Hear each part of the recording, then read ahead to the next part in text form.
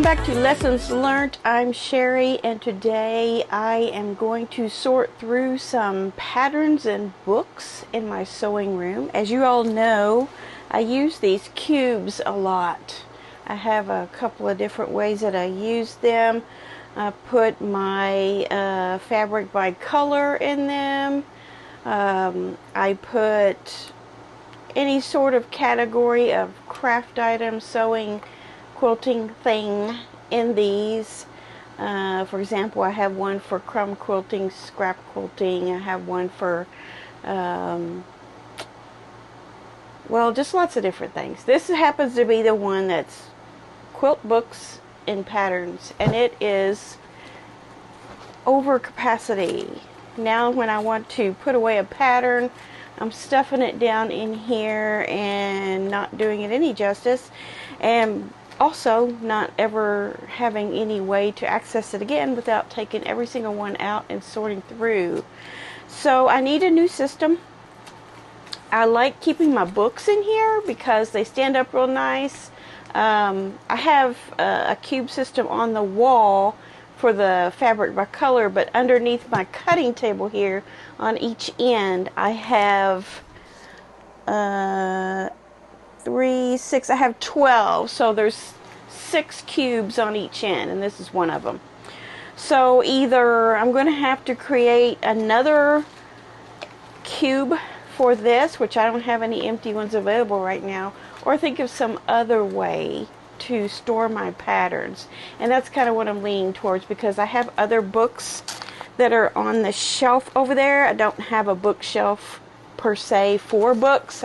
My book shelving is for other things, but I think if I got all of my patterns out of here, I would have room for the books that are out right now, and I'd be able to put them away. So what I'm going to do is sort through my patterns, and I'm just going to put on some music so that we can just kind of do this together real quick like. I don't know if it'll be quick, but let's get started.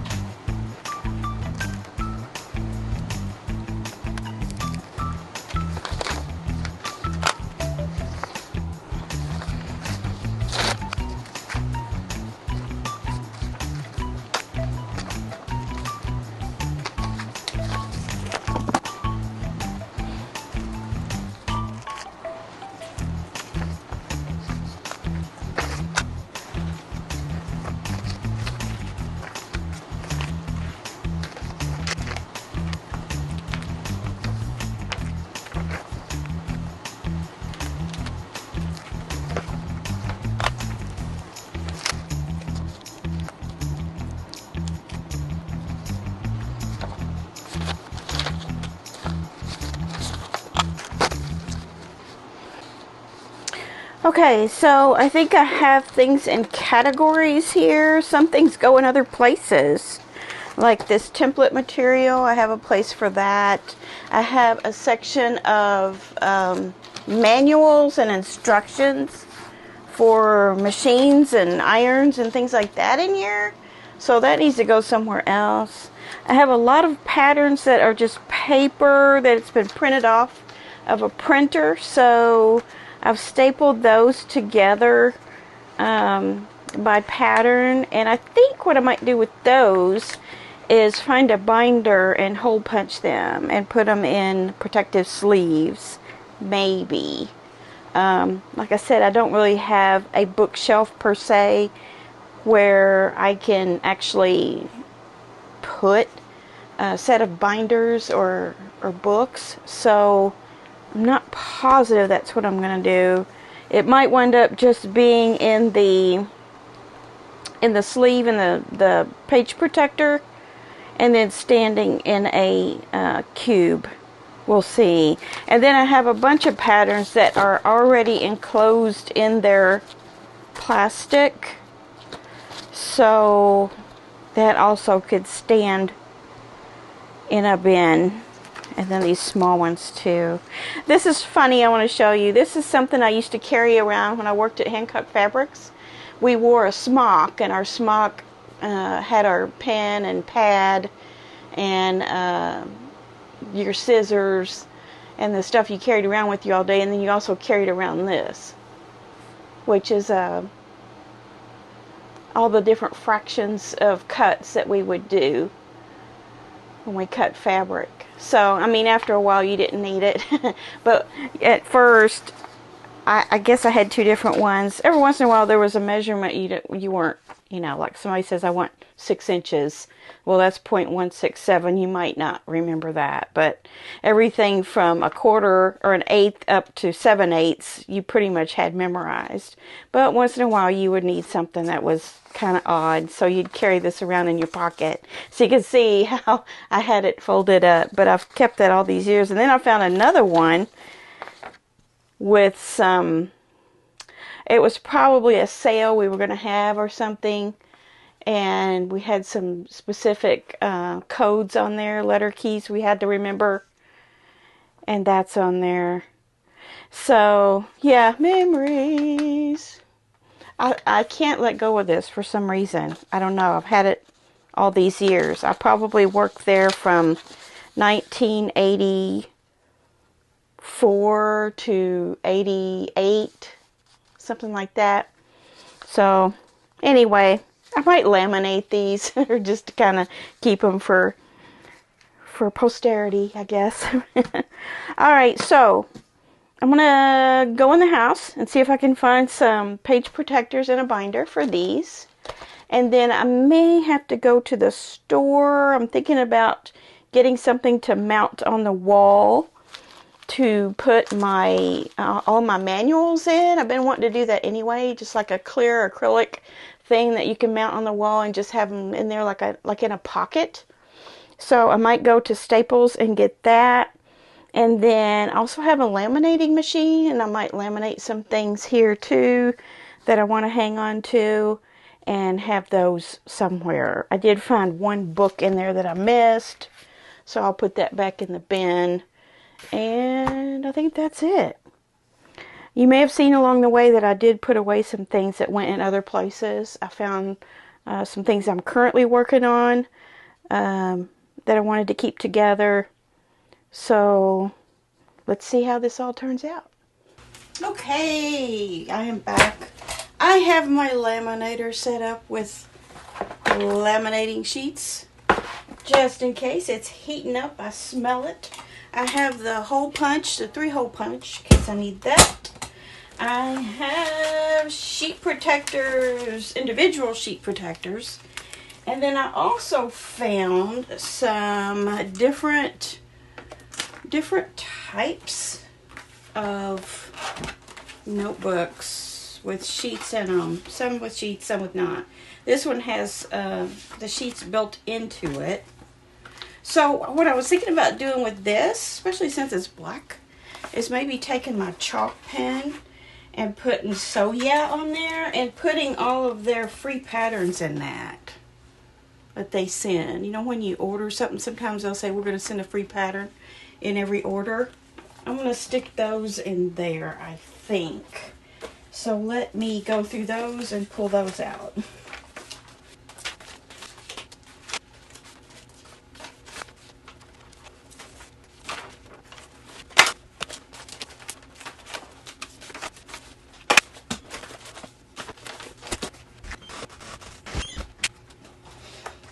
Okay, so let's get these in here.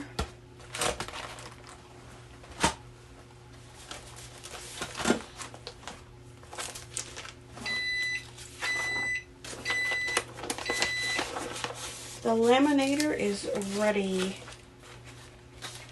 so I can get 2 patterns per in here.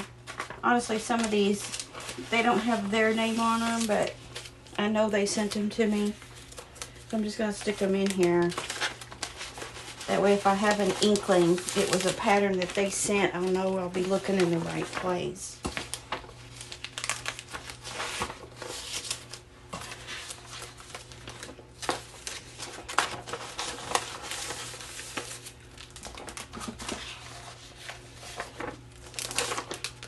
I'm pretty sure they sent that apron pattern one time, but it doesn't have a name on it anywhere because it's a free pattern off another site. They just copied it for us.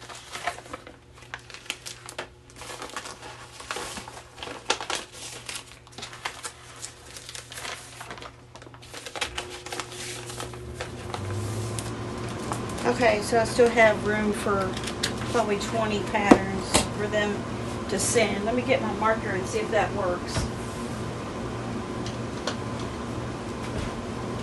This is the marker that I use. It's a chalk marker that you can use on like a menu board or those little tags that I use on my bins. Those black ones.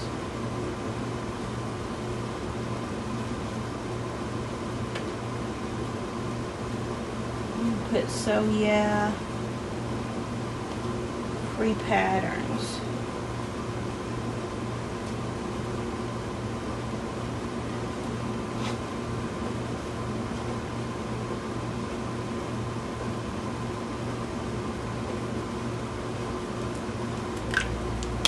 That'll work. So that's that much done. And then let's see, what else do I have here?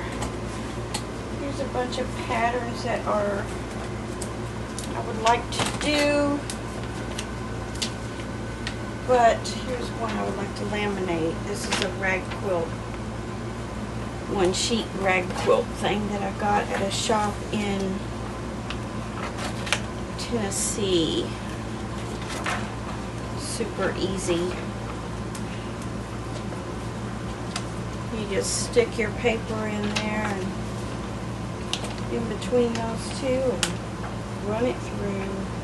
I like to get the exact same amount of border all the way around, if I can.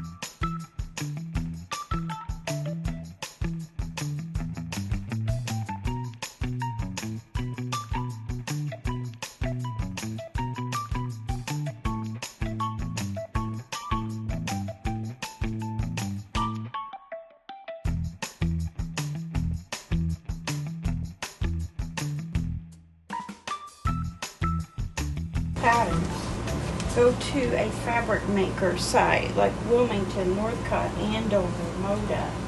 They all have a free pattern section.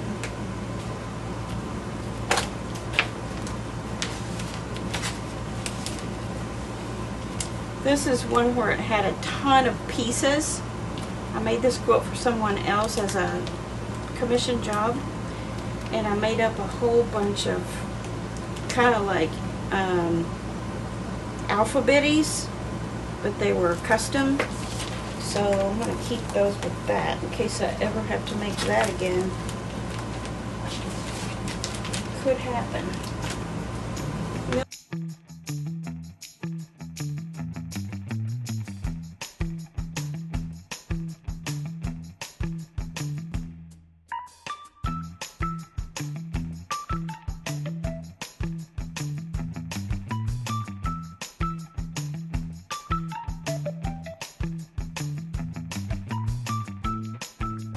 I wonder if I should put this microwave bowl cover in here because it's similar. I think I will. I think I'll stick it down in here.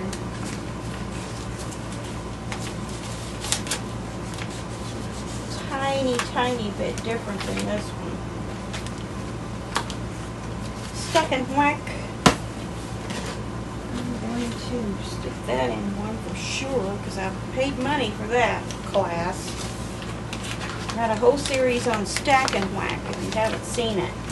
Go look. Actually, there's two out there. There's one that's early and then there's this one. Okay. So there's all those. Let's see if this will fit anywhere in anything. I have two binders. I don't know. What's this one? It's already got some in it. I don't think all these will fit in here. I think I had a huge binder in the house, but I don't want to go back in there. So I think I'll try to use these two for now.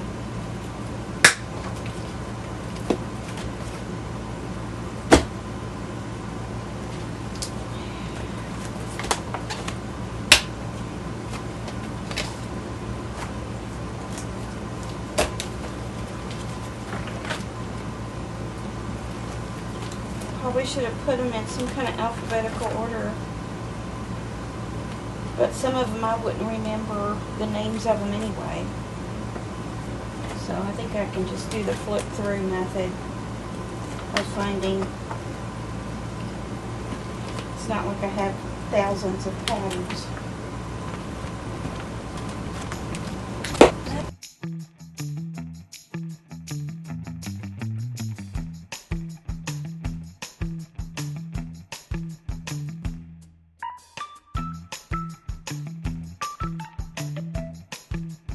Okay, so for now I have 3 binders, the So Yeah, and then my full-size patterns here.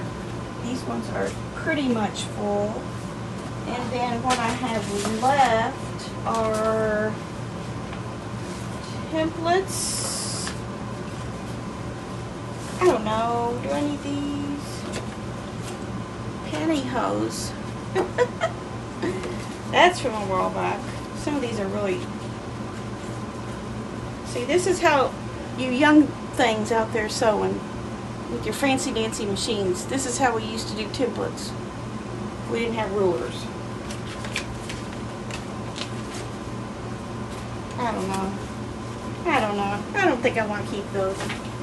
I'm pretty sure if I made a new template, I'd probably either have a ruler for it or I'd use this. Thangles. Remember thangles? It's kind of like half square triangles on a roll, or flying geese on a roll, or whatever it is that Fat Quarter Shop sells. This is the early version of that. They were called thangles. See? Has the lines on there for the 2.5 inch half square triangles. We didn't call them half square triangles. The fast, easy, and accurate way to make half square triangles from strips. Well, yes, they did call them half square triangles. No more 7/8 inch math. Just add a 1/2 inch and cut the strips. I think I'm going to make this disappear. Template sheets, yes. I do want template sheets. That's a brand new thing of template sheets. From Ben Franklin Crafts, $4.95. That probably costs you 20 bucks now. Hopefully I'll use them for some. I was thinking if it would fit in here, I would stick that other little piece in there with it. But I don't think.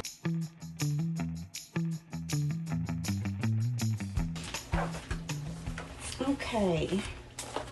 Some of these are patterns they gave us at the retreat. Not these. These are actually classes we took. So I think I'm going to take this apart. Yes, I'm going to take them apart. This was how to learn how to do a turn dash.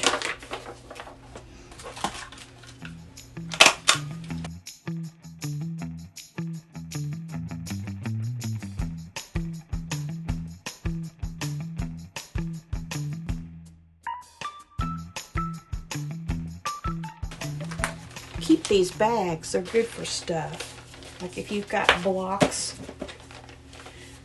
that you've cut, but you're not ready to put them together yet, you can throw them in a bag temporarily so they don't get apart from each other.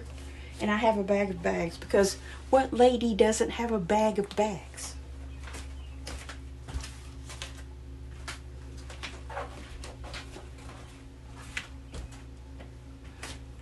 I found one the other day when I was decluttering a bin.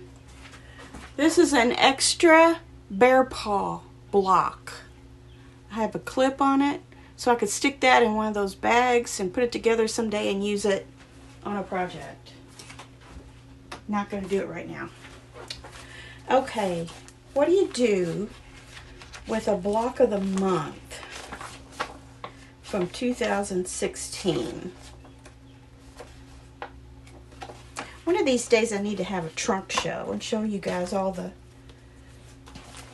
quilts I've made. Here's the rest of it. 2016 Designer Mystery Block of the Month. I wonder if I should put that inside one of those bags,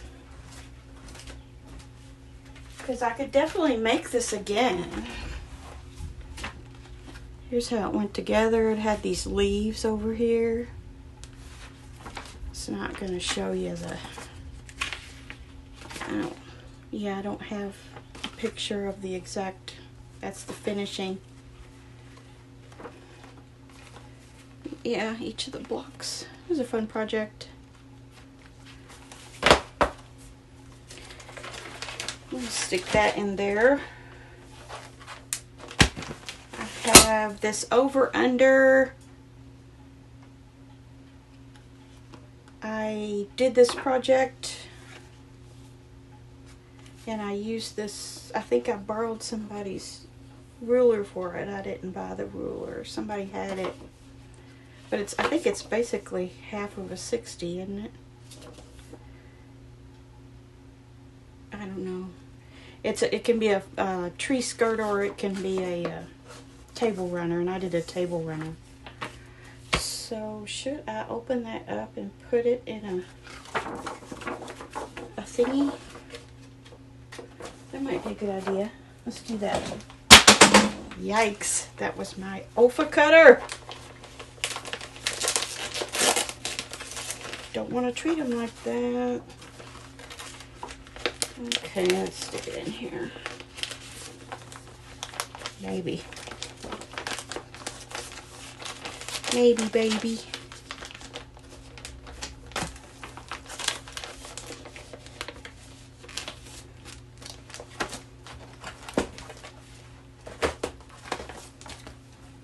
So there's that. There's these.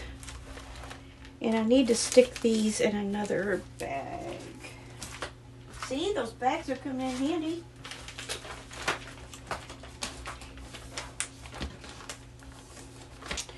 Okay, so this is the block, the very first block of the month that I did with a quilt shop where I used to work in another town. At the Hollyhock Quilt Shop. 10, 12. You would go in, actually go in the shop each month and pick up your block. Pay for it. It was kind of expensive too. I'm thinking I paid like nearly $30 every time I went in there. 5, 4. I might make them again sometime. 3, 2, Everyone looks different. 1, 7.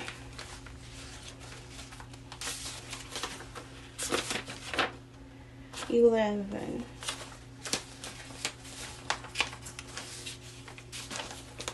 And then this is for the materials you need for it. Okay, so here's the invoice. Handwritten invoice. $330.07. 3 1/3 yards of something. Probably for a border or something. $8.75 a yard. 2 yards of a blender that works for the sashing was $4.50.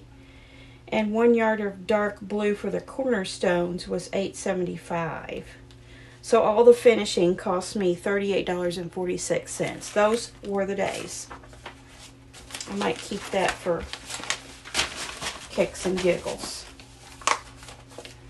So that, was that in here? No. Was it in there? No. I think you had to figure out your finishing yourself too. I don't think there was finishing, was there? I don't think there was finishing instructions. You just kind of had to do your own thing with your borders. You had to decide what to do. She would help you figure it out. The lady there had some ideas and she would help you figure it out. Probably back then I figured $38 was a fortune for that, but I don't know, maybe each month was like under $20, I would think. I'm gonna stick that in here. I may have to find another binder. Oops, water's not going in, my little invoice is stuck.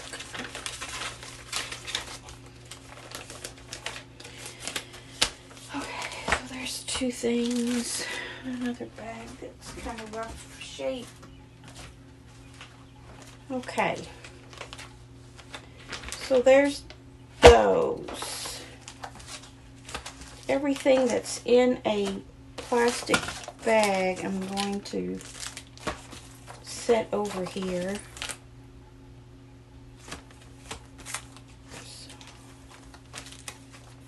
Some of these were just a bunch of patterns that I got at So from like a mystery bundle of them. Mountain Mist. I don't even know where that came from. You guys remember Mountain Mist batting? I don't think they make that anymore anywhere, do they?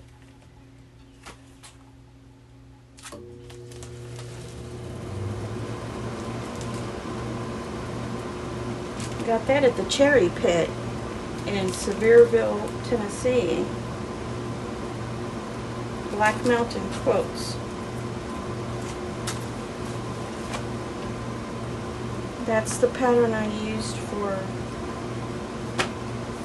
Memory Bears. I did, this one doesn't have a thing. This one doesn't have a thing. And then here's French Roses. You know, I'd like to make that again. Heather French.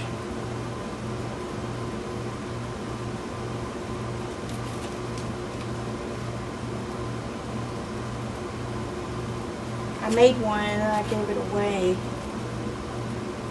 That also was a class that I took down at that little quilt shop in that other town. I need to figure that out. Apron, a glam bag, charmers. I've made these. And this bag I've made. That's a pretty cool bag. I should make that again. Handle This by artful-offerings.com. Cool. Okay, so this is my dilemma. I have patterns that are these size. Put that over there. I might, since this has templates, I might put that in a sleeve and put that in a binder. These ones. How should I store those? And then I need to get these into a little sleeve somehow. Okay, I'm going to think about that. Here's another few. Okay. Right, let's see. This has pockets.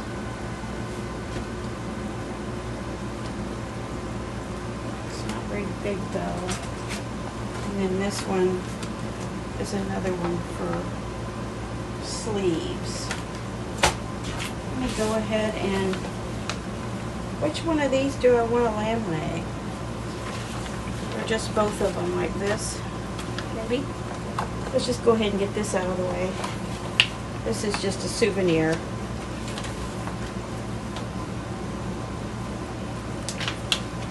It was stressful working in a quilt shop, well, it wasn't just quilts, it was everything. Every kind of sewing. That was back when I did more garment sewing. Quilting kind of came later, it seemed like. But, yeah, I was helping manage a couple of stores, and it was a lot. It was a lot. But I was much younger then.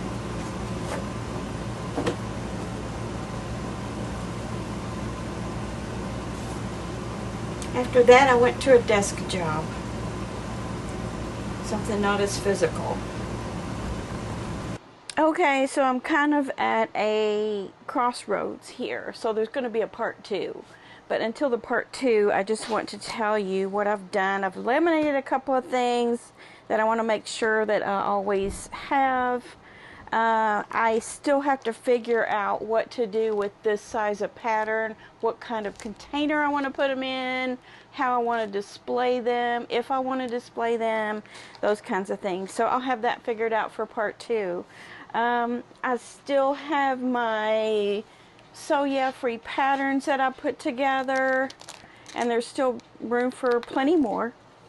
And then I have a few odd things here I need to figure out what I want to do with. I don't know if I want to start another binder or what. This I think I'm going to put into a sleeve for sure. But until then, I do have these 2 binders full of pages that are patterns, and some have templates that go with them. So I have 2 of that. I still have all of here to the right where you can't see. I have a pile of trash, and I also have a pile of manuals for sewing machines that I have, and for other equipment that I have. So I need to figure out some way to display or store those. So stay tuned for part 2. There's a little bit of a storm going on here, so Blue is a little upset. He's trying to get me to pick him up.